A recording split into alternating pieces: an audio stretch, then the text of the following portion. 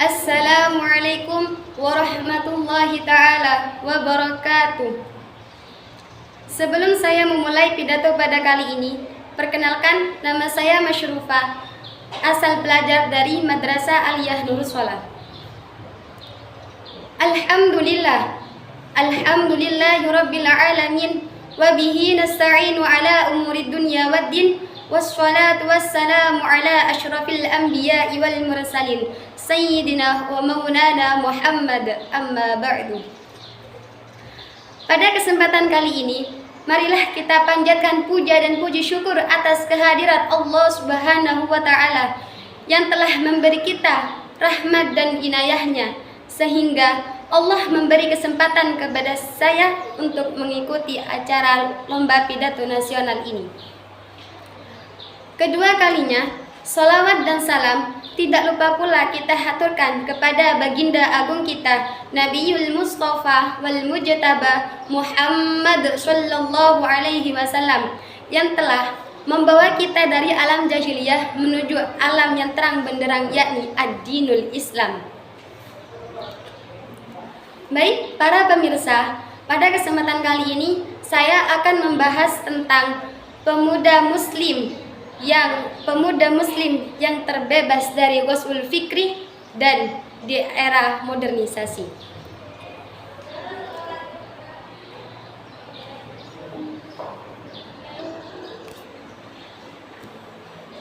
Apakah sudah tidak asing lagi kalimat ghusul fikri? Ya, kalimat ghusul fikri diambil dari kata bahasa Arab yang memiliki arti peperangan pikiran, yang mana hal itu sudah terjadi sejak lama guna untuk memecah suatu persatuan, terutama persatuan agama Islam. Hal yang perlu kita ketahui bahwasannya peperangan ideologi ini sangat membahayakan. Kenapa? Karena peperangan ideologi, kita berperang dengan pikiran kita yang tidak jelas musuhnya siapa. Tujuan peperangan ideologi yaitu untuk memecah belah persatuan, terutama persatuan umat Islam, yang mana pikiran mereka sudah dijajah, sehingga di salah satu antara mereka memiliki pemikiran yang menyimpang dari agama. Maka dari itu, ketika kita mempunyai pikiran yang menyimpang pada agama, haruslah kita menebas pada pemikiran tersebut. Kenapa? Karena ketika kita tidak menghilangkan pemikiran yang menyimpang dari agama tersebut, kita akan tersesat dengan pemikiran kita sendiri.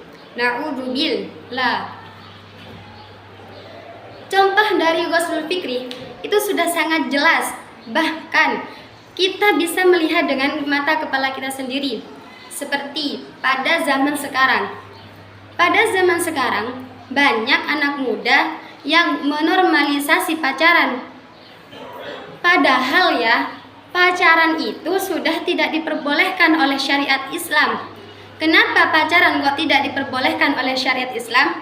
Karena pacaran tersebut dapat menimbulkan sebuah perzinaan, seperti yang ada di dalam hadis, wala taqrabuz zina, dan janganlah kita mendekati zina. Bahkan musuh-musuh Islam dan juga Islamofobia itu membuat propaganda-propaganda dengan melabeli Islam sebagai teroris. Apa tujuan mereka? Tujuan mereka yaitu untuk mengelabui umat Islam sampai berujung pada perpecahan ideologi agama. Selain itu, kita harus mengetahui bahwa peperangan ideologi itu dapat mengancam sebuah ekstremisme dan juga radikalisme yang memiliki potensi besar dalam menghancurkan persatuan bangsa dan juga umat. Dan ini menjadi tugas terbesar bagi kita untuk tetap mempertahankan ideologi agama serta terbebas dari peperangannya. Karena Dalam konteks Indonesia, ideologi agama itu sangat penting. Kenapa ideologi agama sangat penting?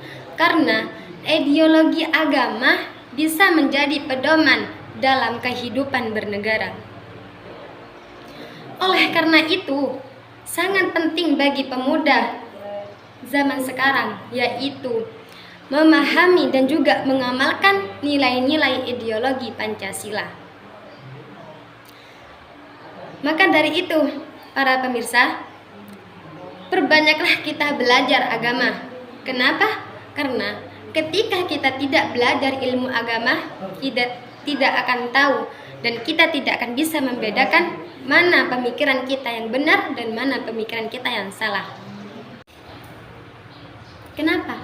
Karena dengan ilmu agama kita dapat menuai sesuatu yang telah kita kerjakan dahulu kala. Seperti kata pepatah yang berbunyi, "May yazra yahsur." Barang siapa yang menanam, pasti dia akan memetik. Kesimpulannya, jadi dari langkah tersebut kita dapat menjaga diri kita dari peperangan ideologi yang semakin menjadi-jadi. Bahkan tidak akan ada yang mudah untuk menghentikannya, kecuali dengan adanya kesadaran pada diri kita sendiri. Cukup sekian yang dapat saya sampaikan. Apabila ada tutur kata yang salah, itu murni dari saya sendiri, dan apabila ada tutur kata yang benar, itu murni dari Allah Subhanahu wa taala. Wabillahi taufiq wal hidayah wa ridha wal inayah. Summa assalamu alaikum warahmatullahi taala wabarakatuh.